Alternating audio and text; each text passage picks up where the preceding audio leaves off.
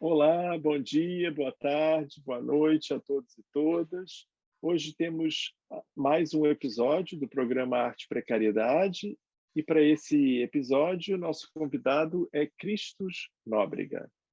Cristos nasceu na Paraíba e migrou para Brasília em 2005, onde realizou seu mestrado e doutorado em artes.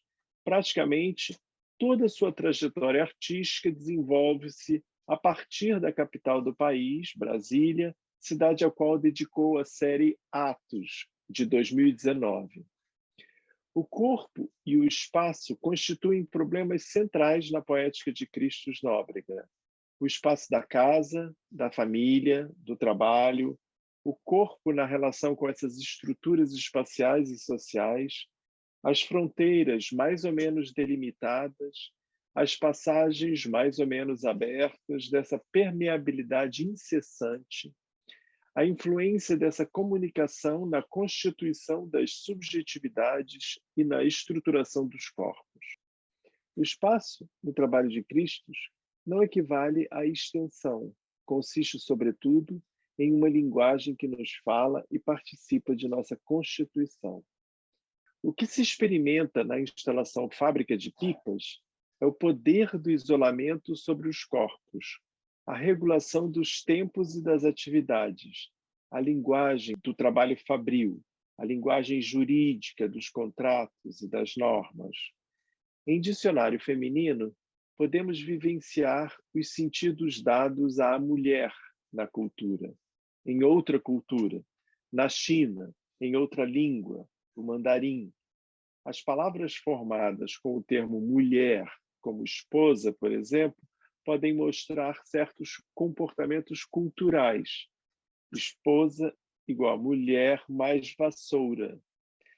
Esse trabalho interroga sobre a construção do outro, a classificação social da diferença, problema que aparece igualmente em Sudário, onde o artista processa uma tinta vermelha a partir de seu próprio sangue para as impressões da série.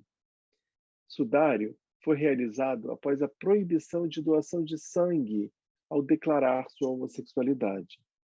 A relação com o corpo, a relação corpo-espaço, corpo e cultura, aparece ainda nas imagens da terra natal, a Paraíba, na série Labirinto e em Per Capita. O controle, o livro, o trabalho, a biblioteca, a migração são tematizados em trabalhos onde o vazado, o aberto, o deslocamento são experiências em contraposição ao fechado, ao controle, ao sedentário, ao fixo. Cristos Nóbrega fez diversas exposições coletivas em São Paulo, Rio de Janeiro, João Pessoa, Fortaleza, Brasília e em várias outras cidades do país. Desde 2012, vem realizando exposições individuais nessas mesmas capitais. Em 2018, apresentou a série Labirinto, na Austrália. Sua tese de doutorado e sua dissertação de mestrado, ambas lidam com a experiência contemporânea, com o computador e o ciberespaço. Em 2015, Cristos viajou à China após ter sido consagrado com o prêmio do Programa de Residência Artística do Ministério das Relações Exteriores do Brasil. Os trabalhos realizados a partir dessa viagem ao país oriental foram reunidos em 2017 e 2018 na exposição Dragão Floresta, no CCBB de Brasília, Belo Horizonte e na 25ª Bienal de Curitiba. A conversa que teremos aqui com o artista Cristos Nóbrega dá continuidade à pesquisa que realizamos com outros 7 artistas no acervo do Arquivo Nacional. A pesquisa gira em torno do tema da precariedade. Os trabalhos gerados durante o processo da pesquisa serão reunidos na exposição Espaços do Ainda, no Paço Imperial do Rio de Janeiro. Aqui daremos atenção à trajetória do artista até aqui. Então vamos chamar Cristos Nóbrega. Ô Cristos, então, seja bem-vindo aqui ao nosso programa Arte e Precariedade. A gente eu vou fazer umas perguntinhas para você e aí você vê como você responde. Então, eu queria começar com a Paraíba. Você migrou da Paraíba para Brasília, né? Como é que foi essa experiência da migração e como isso aparece no seu trabalho? Bom, faz 15 anos, aproximadamente 15 anos, que eu saí da Paraíba, vim para Brasília, né? Vim como outros paraibanos, né? Outros candangos, né? Vim com a ideia de construir, né? E ser construído por essa cidade. Me coloco nessa mesma leva de imigrantes, né? Claro, com outras ambições, com outras oportunidades, mas me coloco nessa geografia também de imigração, né? O que me trouxe para a cidade foi quando eu era muito pequeno, minha mãe trabalhava na Secretaria da Educação do Estado da Paraíba e fazia viagens aqui ao MEC, né? Fazia sempre viagens para pesquisar as escolas de Brasília, né? Entender melhor o projeto, né, de Anísio Teixeira, Darcy Ribeiro, né, como é que se implementou essas escolas parques, esse projeto, né, educativo aqui em Brasília. E toda vez que retornava, a gente fazia aquelas sessões de slide, né, assim, projetando na parede da sala. Então, aquelas imagens de Brasília sem muro, aquele território, né, que transpassava tudo, né, aquelas escolas sem muros, era uma geografia muito inédita para mim, né? Acho que não só para mim, mas uma geografia muito inédita para o Brasil. Então, eu cresci com essa visualidade desse território possível.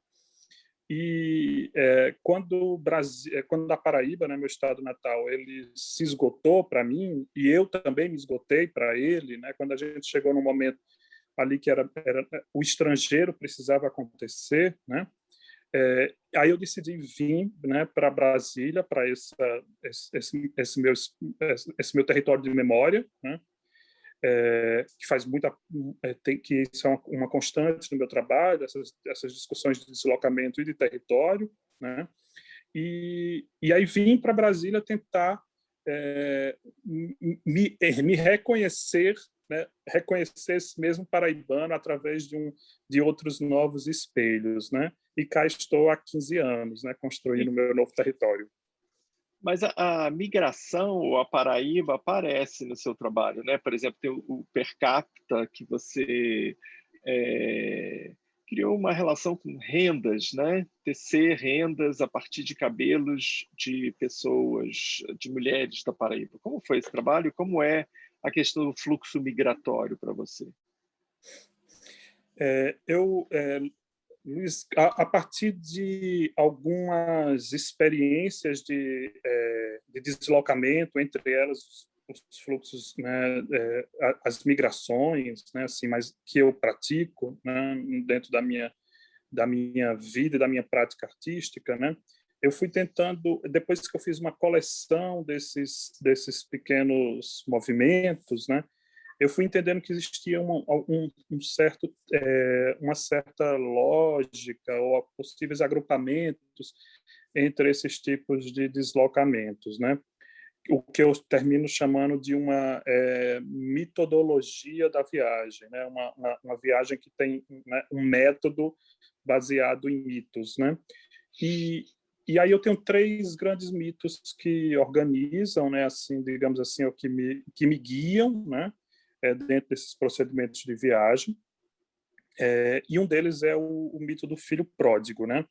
Então são 3 mitos que posso ir comentando, mas são 3 mitos que têm a ver tanto com a minha própria história pessoal, mas pensando nisso como uma história social. Assim, são mitos que também são relevantes para a própria história do Brasil, né? Assim, apesar do meu trabalho parte muito de uma discussão autobiográfica, mas o que é que eu acho que tem na minha biografia que se conecta com a história social, né? Que atravessa a história de outras pessoas, e é assim que eu julgo que alguma coisa merece ser contada, né? quando existe uma conexão entre, né, um atravessamento entre essa minha história e a história de um grupo, né? E aí, para chegar no per capita, eu vou falar um pouquinho sobre essa questão do mito do filho pródigo, né?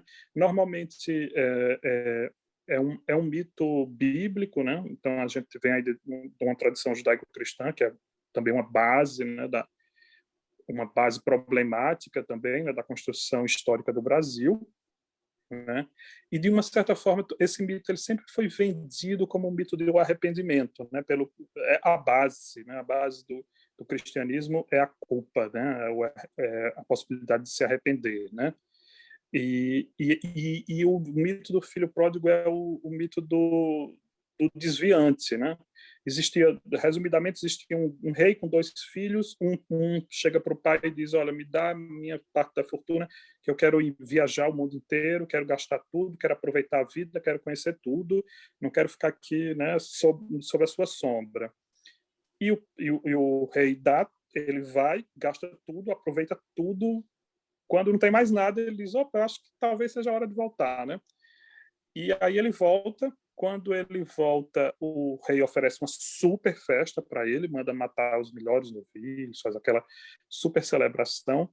E o outro filho, que sempre ficou ao lado do pai, reclama, né? Diz, olha, passei a vida inteira aqui ao seu lado e eu nunca ganhei uma festa. Como assim esse aí que estava, né? E o mito e a história termina por aí, né? E a igreja sempre vende essa fábula como uma fábula do arrependimento. Ele ganha a festa porque ele se arrepende, porque ele estava com culpa e ele se arrepende. E eu faço uma leitura um pouco diferente. Eu acho que ele ganha a festa porque ele sai. A festa é uma celebração do conhecimento. Ele só ganha a festa porque ele saiu, né? Porque ele conheceu os mundos. Ninguém disse quanto tempo ele vai ficar, né? O retorno e sempre o retorno, porque uma viagem ela nunca acaba, né, Luiz? Quando a gente pergunta quando é que a viagem acaba, a viagem ela nunca acaba, né? A viagem ela só começa. Não é que no momento que você fecha a porta e retorna para casa que você deixa de viajar. Ela continua, né? Então, para mim, viagens só começam. Então, por isso que eu não acredito nesse retorno desse filho pródigo, né? Porque ele está em uma constante viagem. E o projeto Per Capita é sobre isso, é sobre eu tenho um conjunto de trabalhos que são trabalhos que quando eu volto para Paraíba e revisito de alguma maneira alguma questão que eu já trabalhei, que eu já me envolvi, ou a história familiar, a história do grupo. E aí eu retorno, particularmente o per capita, eu volto para a cidade, para a região do Cariri, uma região que produz renda renascença, para a cidade de Monteiro e 5 cidades circunvizinhas, são mais de 3 mil mulheres que produzem renda renascença. Antes de eu ter... O último trabalho que eu fiz na Paraíba foi uma documentação, escrevi um livro sobre a história da chegada da renda renascença na Paraíba e como é que se estabeleceu esse ofício, que hoje, né, uma renda para mais de 3 mil mulheres, que durante muito tempo era um trabalho muito explorado, continua, mas bem menos, né?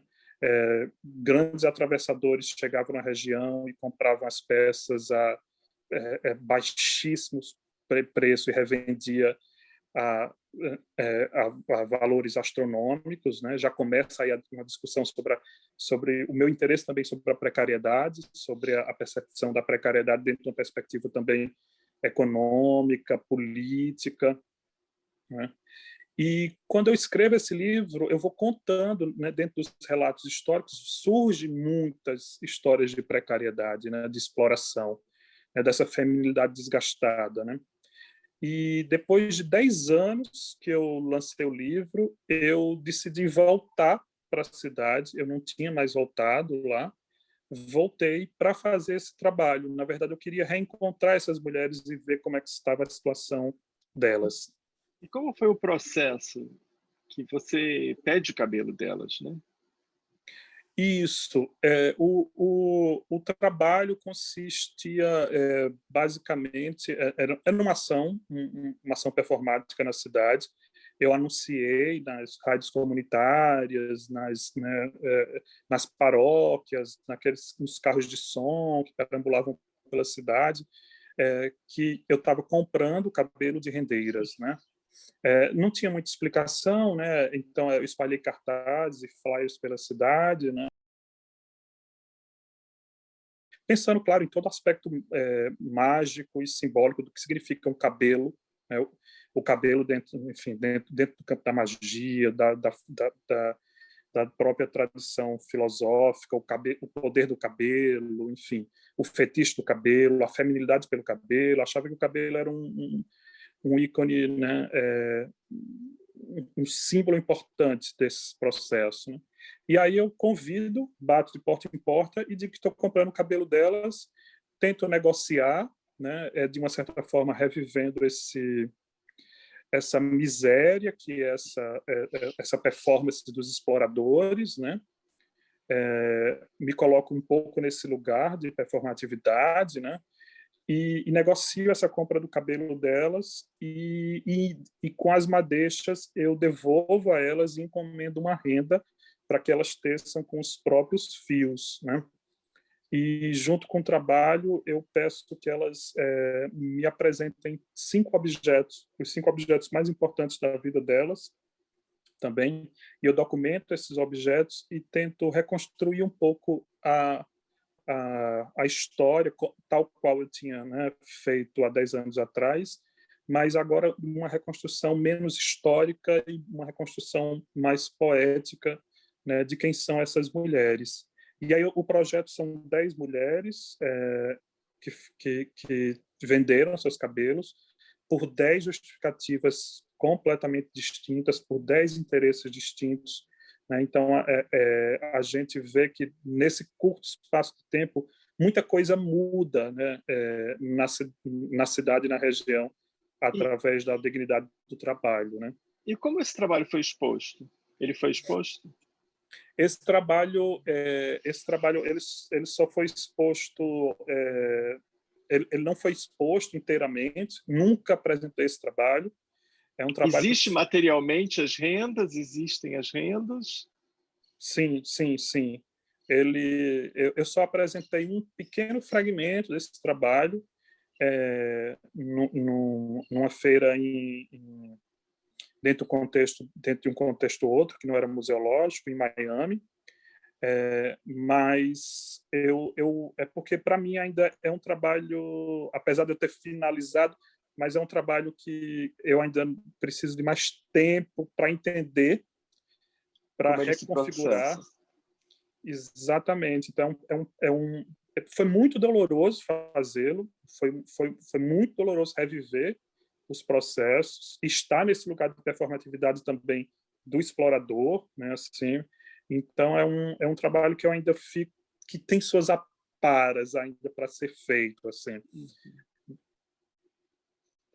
Tá bom, tá bom. Então eu vou passar para outros trabalhos que também que nasceram também de uma viagem, né? Que são trabalhos da China. São dois trabalhos que eu gostaria de fazer assim uma reflexãozinha com você, que é o Fábrica de Pipas e o Empório Celestial.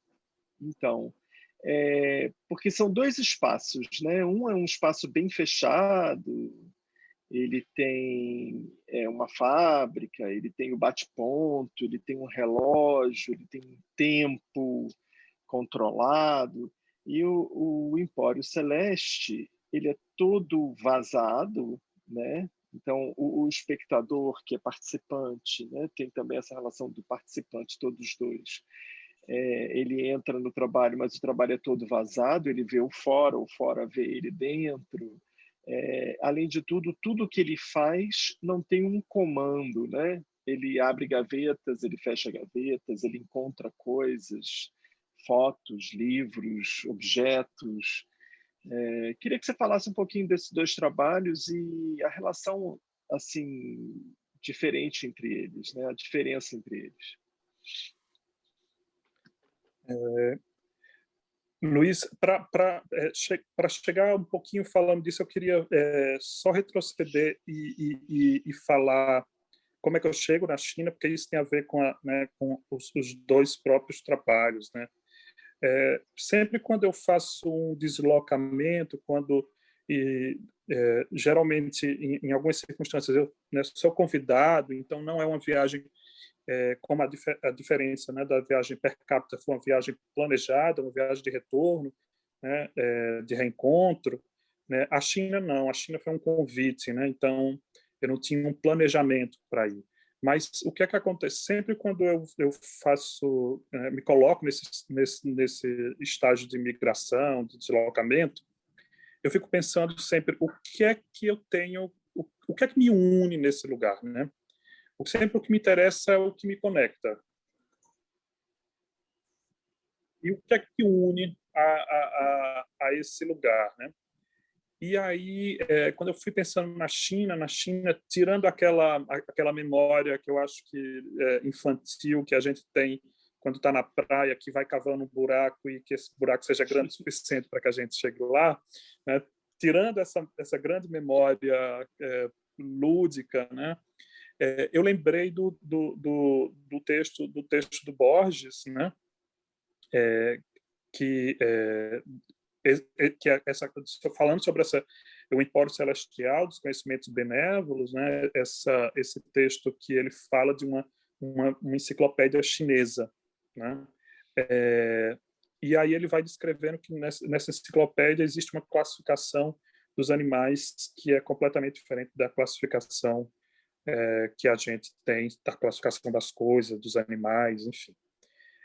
E né, como os textos do Borges, é um texto extremamente curto, mas foi para mim a primeira vez que eu li esse texto. Estava entrando na graduação, foi uma das minhas primeiras aulas na graduação. Entrei, né, li esse texto, eu disse, opa, a partir daquele, assim, mudou uma grande chave, que eu disse, né, as coisas podem estar em outros lugares, né, é preciso deslocá-las, né. E esse texto sempre me acompanhou, né.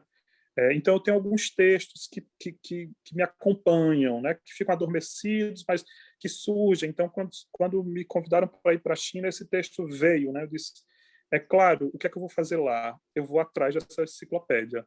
Né?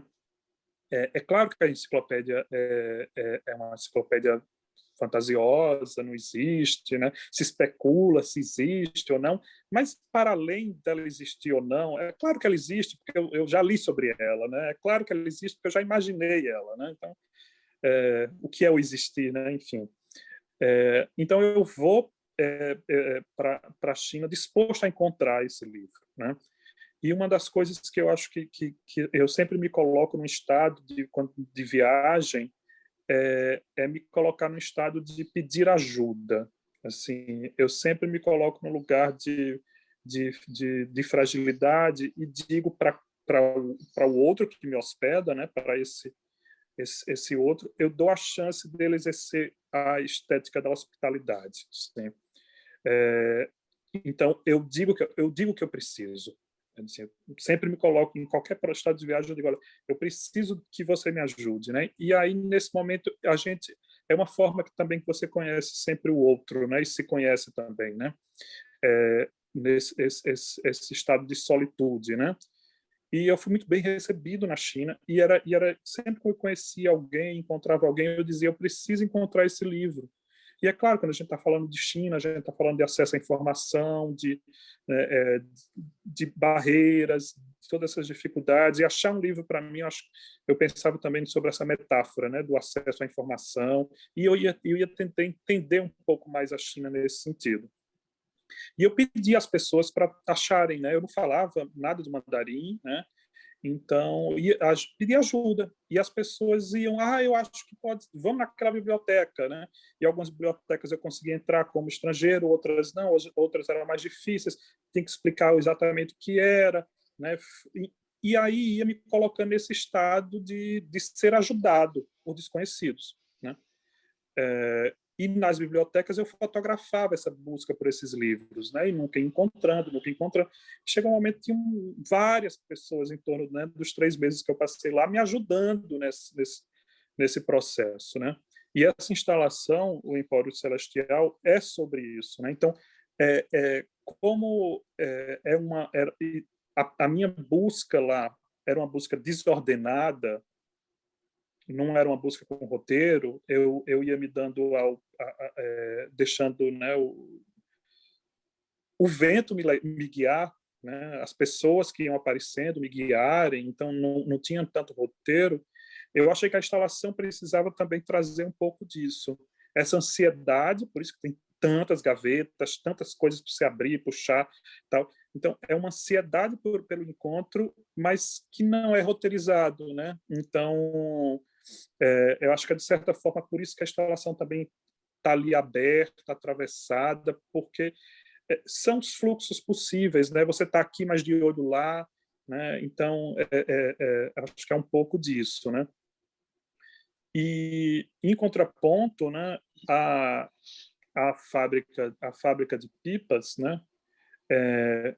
Tem algumas nesse conjunto, né? Assim, da exposição que resultou da residência da viagem da China, a gente tem algumas fábricas, entre elas a fábrica de pipas, né?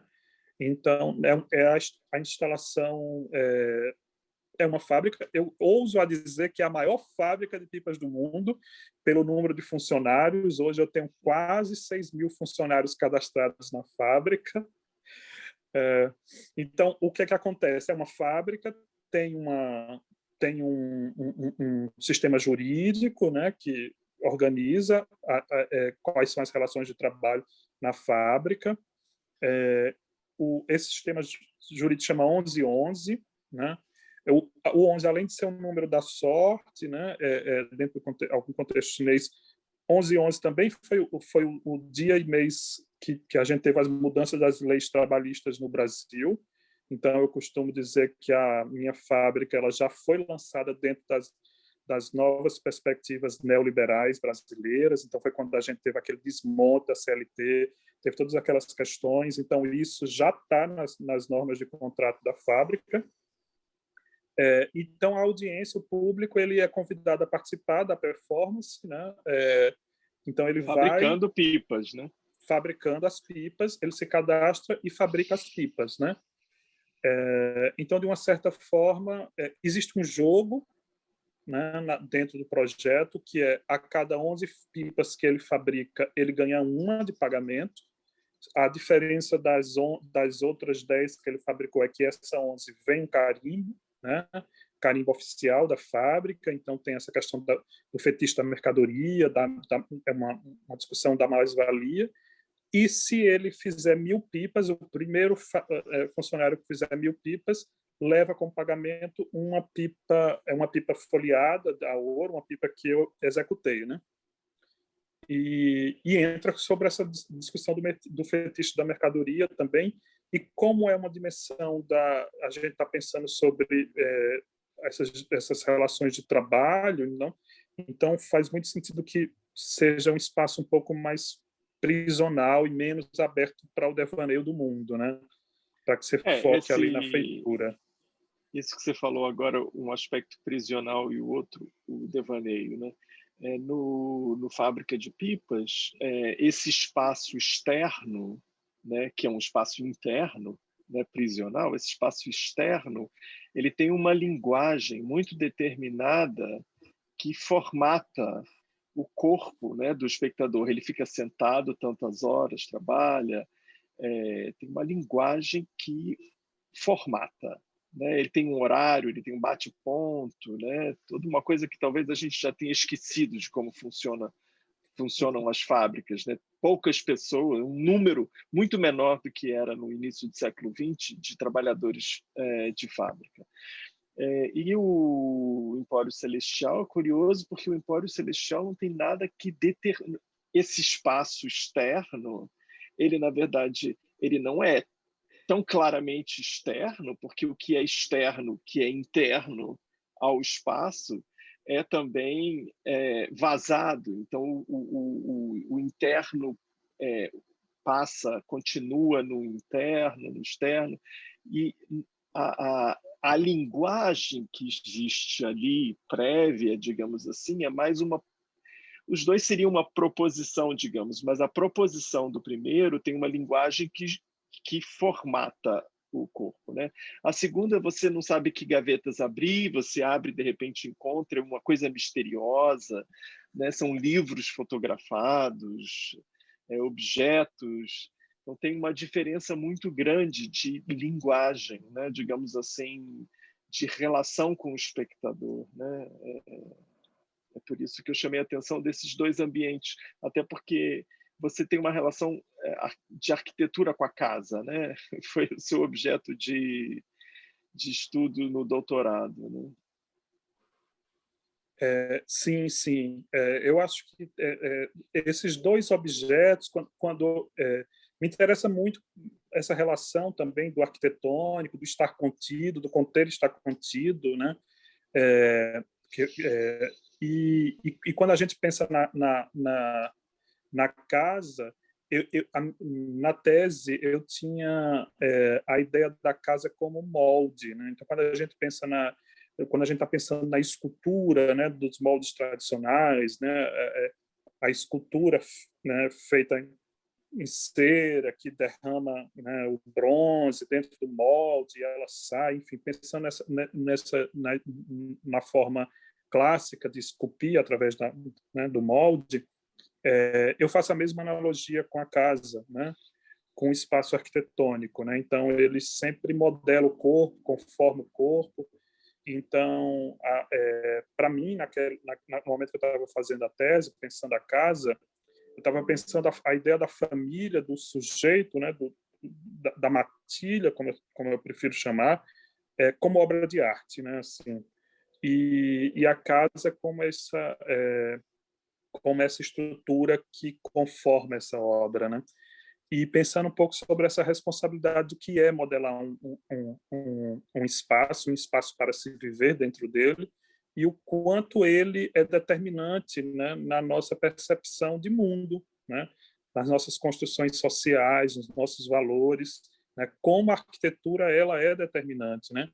E ao mesmo tempo era uma crítica ao tipo de entendimento que a gente tem, que a gente traz desde o classicismo, né, do clássico, passando pelo modernismo, que atualiza essas discussões do clássico, né, pensando sempre né, esse modelo vitruviano, né, esse homem como centro e medida para todas as coisas, mas que, ao meu ver, era uma percepção que desatualizada, não sei bem se é a melhor palavra, mas faltava uma crítica ao arquitetural, né, ao pensamento do espaço, sobre o que é o humano, né? E para mim, o humano, né, o corporal, ele não é o limite da pele, o corpo ou humano ele não é o território da pele, né? Então, enquanto a gente tiver essa percepção de que o corpo é o território da pele, a gente vai continuar projetando, pensando só nesses elementos ergonômicos, ergométricos, né? De escalas, né? E o corpo não é isso, né? Para mim, o corpo é até onde eu consigo afetar e ser afetado, né? Então, se a gente já pensa Então, eu ia dizer que eu acho interessante nos dois trabalhos também uma coisa que a experiência de um é quase uma reflexividade, né? É quase como se diz, uma compreensão dos espaços da linguagem, dos espaços que formatam. O outro, ele é produtor de imagens, né? Há uma diferença. Um é produtor de um entendimento quase, e o outro é produtor de uma liberdade, né? De uma liberdade de imaginar, né? De construir relações. Então, tem uma diferença bem grande nos dois. Mas vamos passar então para outra pergunta? Você quer dizer mais alguma coisa sobre isso? Não, vamos fluindo. Nesses dois trabalhos que a gente falou agora, o corpo do espectador é que está, digamos assim, experimentando, né? mas o corpo parece que está sempre sendo questionado no seu trabalho de alguma maneira. No sudário, né, que foi uma experiência que você também fez, retirando o seu próprio sangue e criando uma tinta vermelha a partir do seu próprio sangue para criar uma série de impressões, né, com essa tinta. Eu queria que você falasse um pouco desse trabalho e também do título, né, Sudário.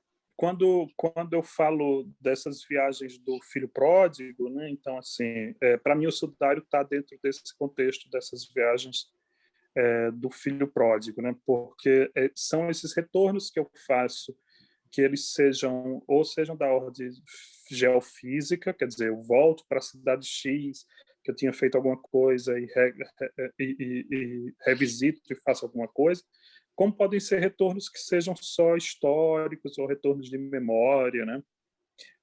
O que acontece, assim, uma mola propulsora para o projeto do Sudário, e aí eu acho que talvez o nome fique um pouco mais claro, quando meu pai teve, eu acho que eu devia ter uns 19 para 20 anos, meu pai teve um câncer e ele precisou, enfim, fazer a operação. E quando são essas operações programáticas, a gente tem que repor, né, as bolsas de sangue que você utiliza. Então você chama outras pessoas para fazer a doação, tal. Então eu fui para o Hemocentro na época na Paraíba, fui no Hemocentro da Paraíba fazer doar o sangue. Eram necessárias 2 pessoas, eu fui uma delas. E aí, ao chegar no Hemocentro, você passa por uma bateria de pequenos testes, é uma sequência, e antes de você fazer a doação de sangue, né, eu acho que era um regulamento que a gente tinha oficial no país, né, fazia uma anamnese, ele ia perguntando sobre seus hábitos e tudo eu checava positivamente. E uma das últimas perguntas é sobre sua orientação sexual, né? E na época eu disse sim, sou gay. E aí ele pega o meu prontuário, né? E aí carimba com carimbo vermelho, assim, inválido, sangue inválido, né? E aquilo, para mim, foi uma das grandes assim feridas, né?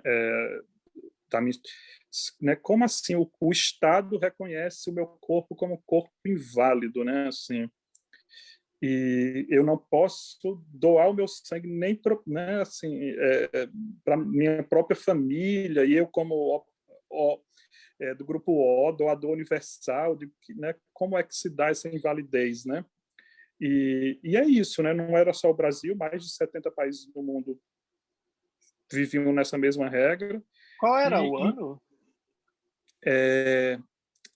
olha, isso devia ter uns 20 e poucos anos atrás, Luiz.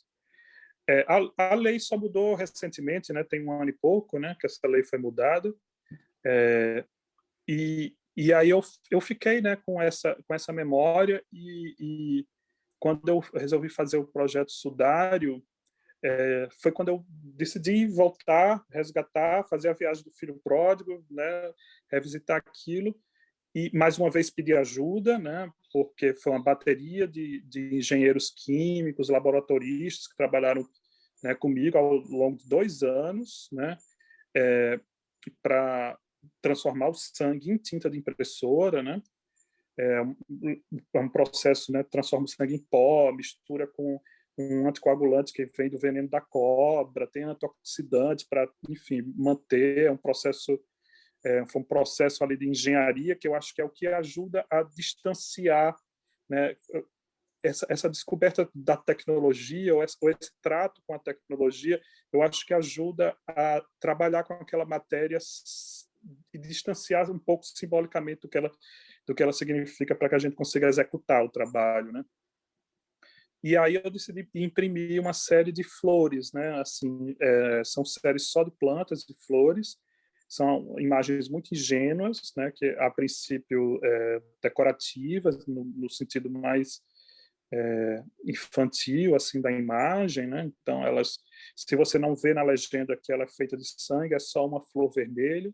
E para mim fazia muito sentido, né, fazer essa série de autorretratos a partir das flores, porque, né, a flor aquele presente mais kit, né, que se dá ao outro, né, como forma de agradecimento, de sedução, né, aquele velho buquê de flores, né. Você imprimiu nas folhas? Não, eu fotografei as plantas, as flores, e imprimi sobre papéis de algodão. Não. Aí não foi sobre as plantas, não. Aí esse foi um outro trabalho, né? Mas eram isso. E depois fui introduzindo essas plantas de poder, plantas mágicas, né? Plantas que eram utilizadas para fechar o corpo, para proteger o corpo. Então, de uma série tem essas flores que são bem ingênuas e tem essas outras são as comigo ninguém pode, né? São essas plantas para segurar a alma, né? Das dores do mundo, né? E tem alguma razão para você ter chamado de sudário, particularmente? A Então, marca... né, pensando no sudário como aquele, né, grande véu que recobre Cristo e que depois do esfacelamento, né, do corpo dele, né, enfim, pelo outro, né, pelo Estado, né, o Estado vai lá e, né, diz: eu tenho poder sobre o seu corpo não vale mais, né? Então achei que era trazer essa metáfora também, né, judaica novamente, enfim, trazer essa metáfora do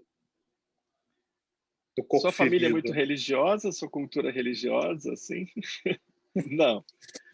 Não, meu nome vem de uma perspectiva marxista, assim, comunista, como Jesus, né? O Cristo sendo um dos primeiros comunistas do mundo, e aí foi daí que veio.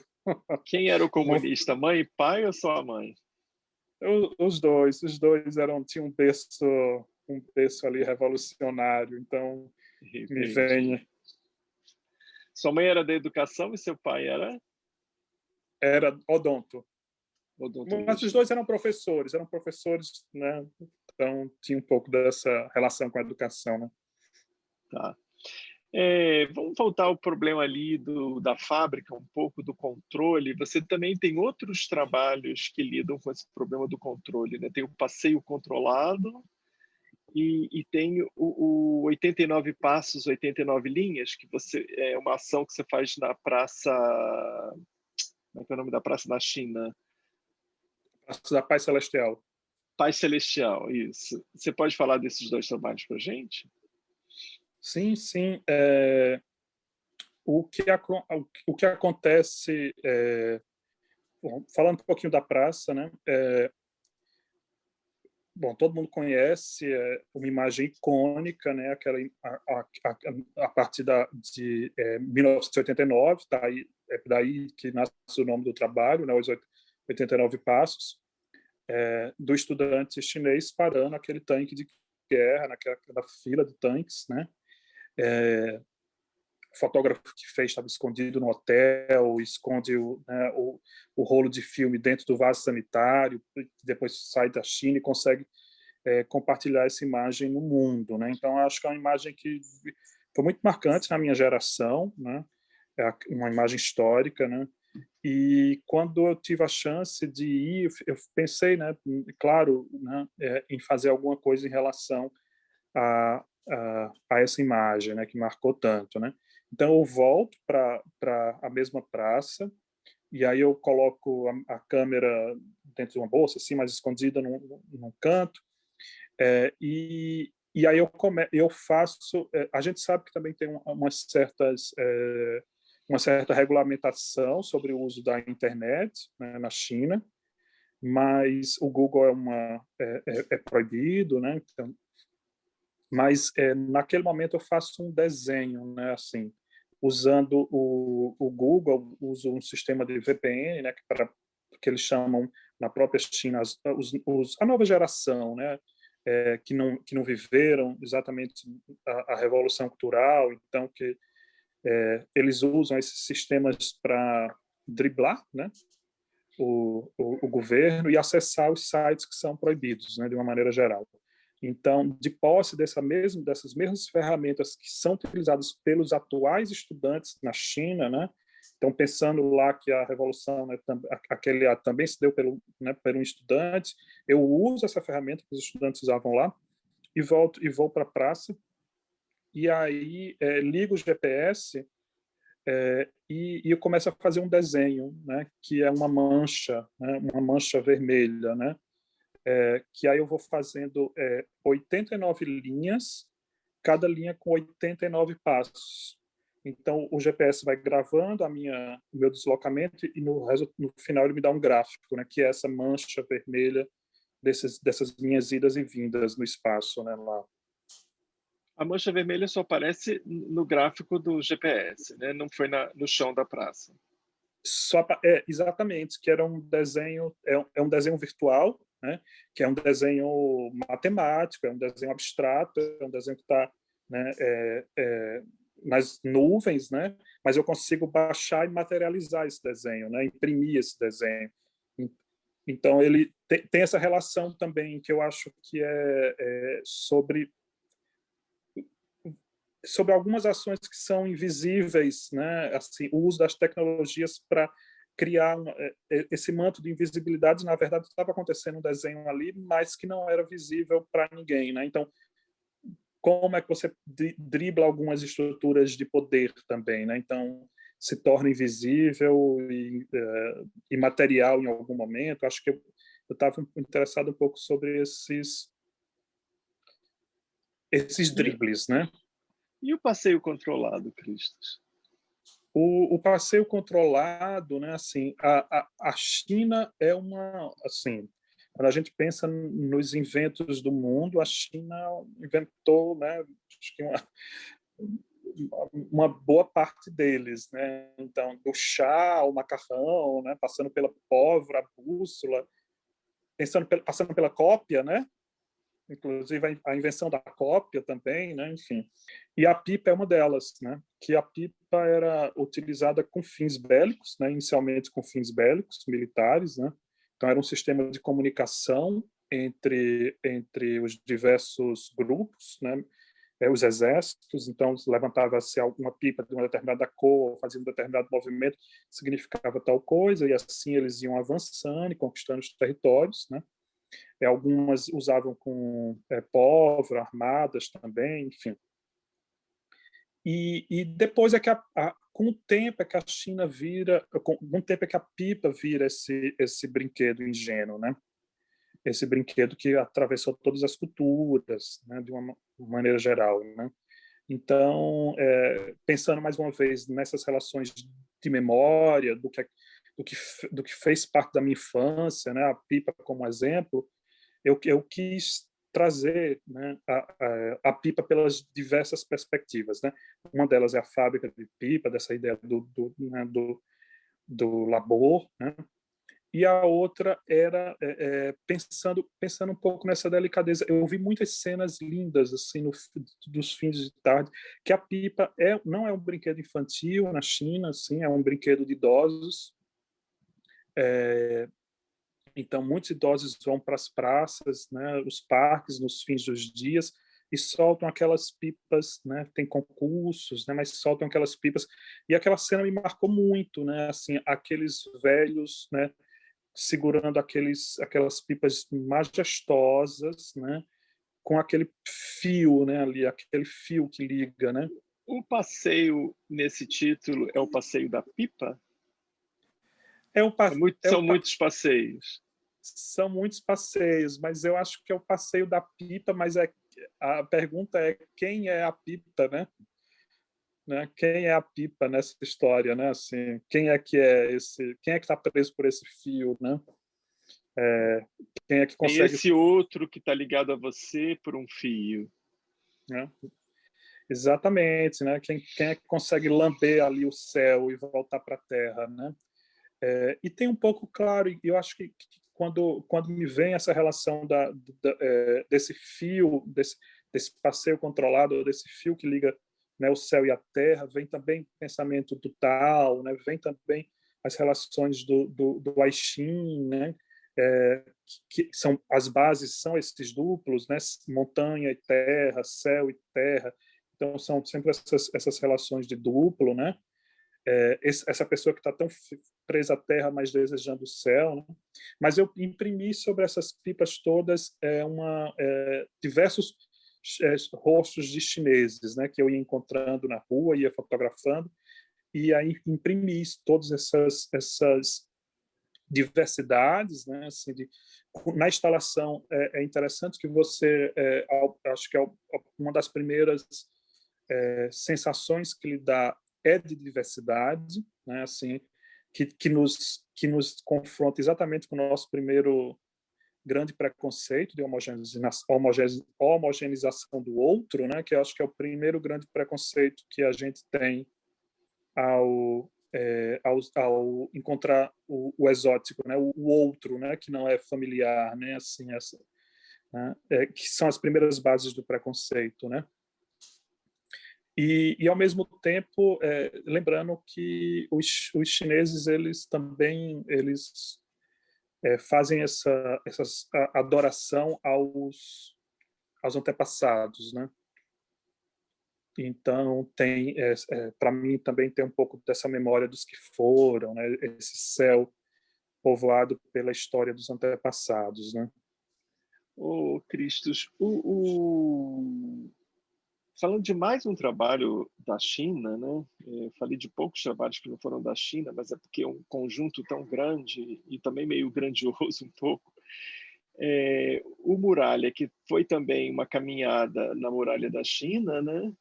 Ele é realizado com caixas, que são caixas de venda, né? do consumo global. Você quis fazer uma relação com esse capitalismo globalizado e a relação da China com esse capitalismo globalizado? Sim, Luiz, sem dúvida, né? Assim, eu tive um prazer, eu tive a chance de estar com mais 5 pessoas só na muralha, em uns trechos da muralha. A muralha, se você vai a muralha perto, né, mais próxima de Pequim ali, a muralha turística, né, é igual à muralha da Mona Lisa ali, né, aquela cena icônica de você tentando se fotografar junto da Mona Lisa, né? Então, mais uma vez, naquele meu estado de você pode me ajudar, né? E aí os chineses me levaram para a muralha não turística, né? Então eu tive a chance de caminhar durante um dia inteiro ali aquele percurso, né? E escutar as histórias, né, da construção e ver as pessoas que moravam ali embaixo e pensar um pouco sobre o impacto realmente daquilo, né? E a muralha ela foi construída a grande questão é econômica, são de delimitações de espaço através da troca de território, que basicamente é sobre a economia, né? Há milênios atrás e hoje sempre é sobre essas trocas simbólicas, mas simbólicas da mercadoria, né? E aí pensando nessa aldeia global, né, que a gente vive e essas bordas geográficas, né, que ainda se delimitam, né, essas fronteiras alfandegárias que ainda, né, as fronteiras são alfandegárias, né, e que hoje com a livre circulação de mercadoria, de saberes, de cultura, né, ao mesmo tempo ela separa, porque ela gentrifica, porque ela cria estratos sociais, né, mas ao mesmo tempo a circulação da moeda ela é livre, né? Então acho que é esse duplo, né? Pensar Mas tem esse uma duplo. coisa interessante ali de humor, quase kitsch, não sei bem, quase pop, que é o sapato vermelho, né? Que é alguma coisa, ele é muito assim vibrante, né? O vermelho do sapato. Eu não sei se você andou com aquele sapato ou se só fotografou para a imagem da muralha, mas tem esse humor, né?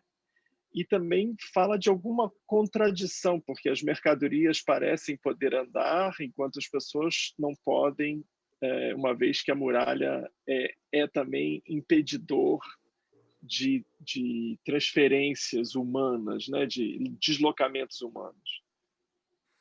O sapato vermelho, acontece uma coisa, a maioria dessas viagens, eu escolho um sapato, escolho um sapato que é o sapato que guia, que eu uso durante o trajeto e que, de alguma forma, ele... Né, então, para a Austrália, a gente tem um sapato, enfim, China, cada viagem está ali guiada por também tem um sapato.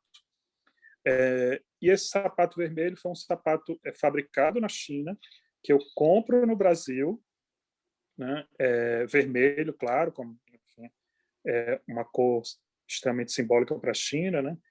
E aí eu compro e devolvo esse sapato para a China, né? Então eu faço esse circuito da mercadoria também. Então, a maioria das fotos da exposição eu estou usando esse sapato, não só nesse trabalho, mas em outros, né? Essa, né, fazendo essa mercadoria circular e voltar também, né? Assim, atravessar a muralha, né? Andar sobre a muralha, né? Entendi. Cristos, eu queria fazer uma pergunta também. A gente está talvez chegando ao fim aqui, nosso limite. Eu estava aqui tentando lembrar do nome do trabalho. E então, a pergunta agora é muito ligada ao seu interesse pela literatura, né? Porque a sua tese você fala de arquitetura, né? Da casa e do problema da arquitetura da casa, mas você cita também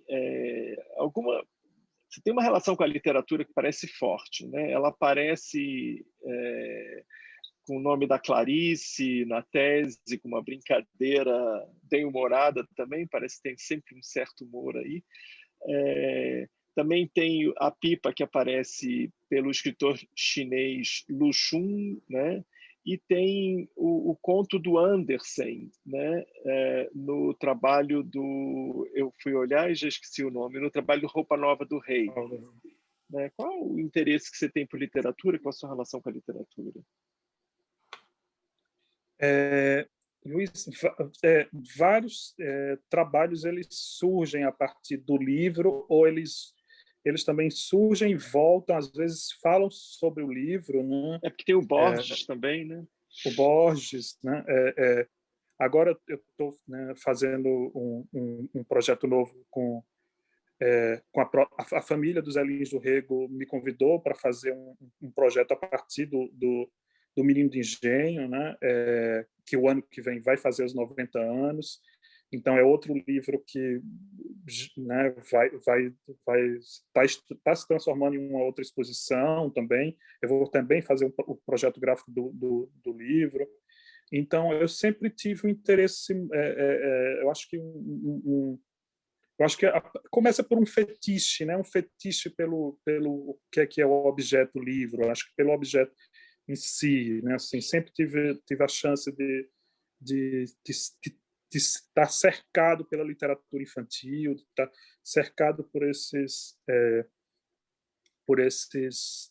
material, né? Assim, nunca me faltou, né? O acesso ao livro. Eu tenho uma certa inveja de uma liberdade de produção de imagens da literatura que às vezes eu sinto que se eu for produzir essas imagens e dentro de uma das linguagens que eu trabalho, que é a fotografia, né, a audiência ela tende a entender aquela imagem como um discurso de verdade ou um discurso de apologia a, né?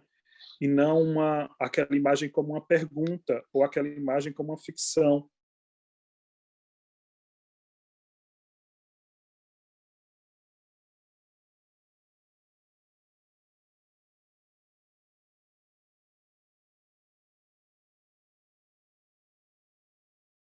E ainda dificilmente ela está ficção, né? Então Acho que talvez seja desse ciúme da liberdade da literatura. O discurso da fotografia como crença, né, no isto foi, né, é muito forte, né, como um duplo do real, né? Esse discurso é muito forte. De todo modo, foi interessante você falar das imagens, porque eu me interesso muito pelas imagens, né? Porque assim, todo o trabalho que não tem imagem propriamente dito, ele é uma operação de imagem, né? O Fábricas de Pipa, o, a Biblioteca Celestial são operações imaginantes, né? De imagens, né? Não, você só constrói alguma coisa daquilo se você também participar com a sua imaginação, né? Senão é difícil. Então, eu acho que, sim, a literatura tem capacidade de imagens pela palavra, né? E que não torna, talvez, evidente, né? A tendência do visual é achar que crer na evidência, né? Mas, ô Cristo, eu queria que você, então, para a gente terminar aqui nossa conversa, que você falasse um pouquinho da sua pesquisa e do seu projeto, do que você tinha como projeto, do que você fez como pesquisa. Não precisa falar de trabalho ainda, não precisa, até porque nós temos ainda um tempo para a construção desse trabalho, mas, enfim, dizer alguma coisa do seu processo, do nosso projeto ligado ao ao projeto Arte e Precariedade, mas para a exposição, que a gente já tem um nome, a princípio vai ser Insubordinação do Gesto, ou desculpa, Insubordinação dos Traços.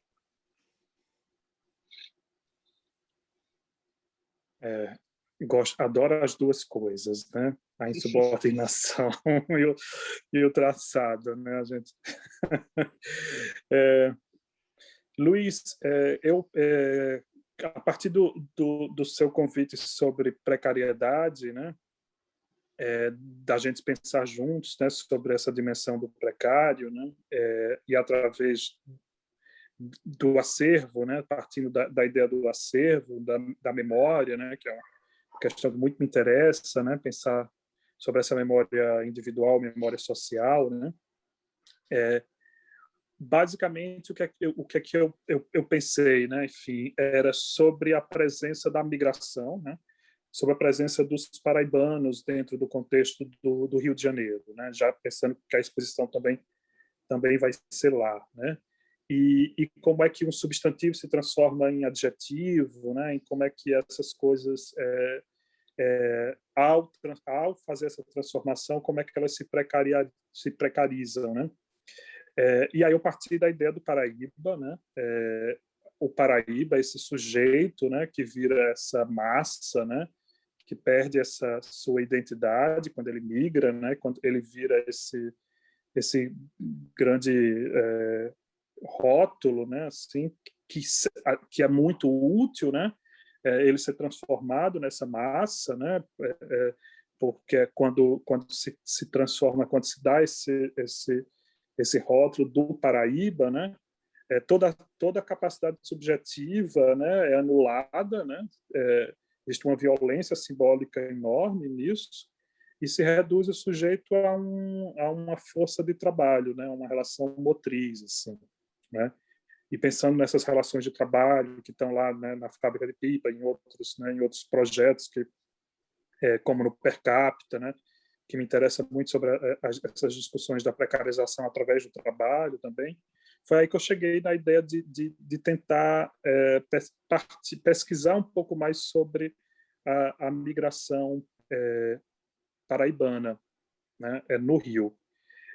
E aí eu tô partindo da ideia do precário a partir de 5 palavras-chave que estão me ajudando a entender o que é a precariedade, essa precariedade da migração, né? E aí, no momento, como é que eu enxergo isso? Através do transitório, né? O precário como uma relação de transitoriedade, né? Quer dizer, tudo que não é fixo, ele tende a se tornar precário, né? A incerteza, né? que vem da transitoriedade, quer dizer, o incerto como uma dimensão que torna as coisas mais precárias, né? A ideia do perigo, que vem da incerteza, né? Então, o perigo que se apresenta, ele torna também as coisas precárias. O despreparo, né, como um outro vetor de precarização, porque se eu não tenho o preparo para lidar com a incerteza, né, ou com esse perigo, consequentemente eu vou ter uma dimensão de precariedade. E a dimensão do preço, né? O precário como uma coisa que custa pouco, né? Que é uma coisa que não vale muito, né? A relação de valor, né? Então, a minha pesquisa ela tá circulando ao redor desses conceitos, né? Essa vida em trânsito, essa vida sem lugar, né? Essa vida perigosa, né? Essa vida despreparada, essa vida sem valor, né? Sem estima, né? Então são essas questões que estão norteando. E aí eu tô partindo de duas grandes imagens. Uma imagem que é de um pau de arara, onde os paraibanos que chegam, eles são comercializados, né, dentro da cidade, e uma matéria que eu encontrei que trata sobre fazendo uma relação com o sistema de escravidão, né, dos negros. Então era um caminhão inteiro de paraibanos que chegavam, e quando eles desciam lá, eles eram tratados como mercadoria e vendidos, né, para, enfim, para essa capital brasileira em construção, e que para mim traz tudo isso, né, a relação do transitório, da incerteza, do perigo, do despreparo e do preço. E, paralelamente, tem uma outra imagem que eu tô trazendo, que é a da máquina de escrever. É uma coisa que talvez poucos saibam, mas numa das grandes exposições de 1800, 1900, me fugiu aqui a data precisa, eu posso te repassar depois, Luiz, mas que faz o grande salão, a gente está falando né, do Brasil imperial, né, que se faz a primeira grande feira sobre as invenções brasileiras. E aí se faz no Rio de Janeiro, e depois essa feira vai para esse evento vai para a Inglaterra. E existia uma invenção de um paraibano, de um padre paraibano que fez parte dessa feira, está no catálogo, né? Então a gente tem desenhos lindos sobre essa invenção. Que é o protótipo do que a gente tem hoje sobre a máquina de escrever. Então, a famosa Olivetti, ela, na verdade, ela surge de uma cópia de uma invenção desse padre paraibano, que foi apresentada no Rio de Janeiro, né? Então, eu quero tratar sobre essas duas imagens, né? Dessa máquina de escrever, que foi inventada, né, por um paraibano, essa máquina de redigir textos, né, em contrapartida desse outro paraibano que é rotulado pelo, né, o que não domina as letras, né? Então eu queria trabalhar nesses dois contrapontos da presença desses dois paraibanos no Rio de Janeiro, do homem que inventa a máquina de fazer letras e esse que não tem acesso à letra, né? Então vai ser um pouquinho disso que eu posso adiantar aí do trabalho. Muito interessante. Eu não estava sabendo dessa parte aí da máquina de escrever. Bacana. Olha, Cris, foi bacana você saber que das palavras que você ligou com o precário, né? A questão do transitório, da incerteza. Eu penso muito na precariedade como forma precária, né? Como uma linguagem precária, como uma linguagem que não triunfa, né? De um sujeito que não triunfa. É um pouco como uma imagem do humano, né? Também. Então, achei muito interessante. Tem a precariedade, tem a precarização também, né? Que acontece no mundo atual, né? do capitalismo neoliberal, enfim. E, sem dúvida, tem essa precarização que nos persegue na história, né? A precarização de uma grande parte da população, que é o que acontece no Brasil, né? Eu sempre temi que a ideia de precariedade pudesse ser confundida com a ideia de precarização, porque eu acho que a precariedade tem a ver com o humano que é marcado pelo sofrimento, né? E pelas alegrias, sem dúvida. Mas você tirando isso, tirando a precariedade, o humano fica um triunfo desumano, na verdade. Mas tá bom, Cristo, adorei a conversa. A gente hoje vai ficar por aqui e em breve a gente vai ter uma nova conversa com a Lívia Flores. Maravilha, Luiz, foi ótimo. A chance de conversar também sempre é uma chance que a gente tem de organizar, também refletir sobre o que a gente faz, né? Foi ótimo. Espero aí em breve a gente materializar essas ideias nessa exposição em conjunto. Na exposição. Né? Tá bom, Cristo. Obrigado. Tá?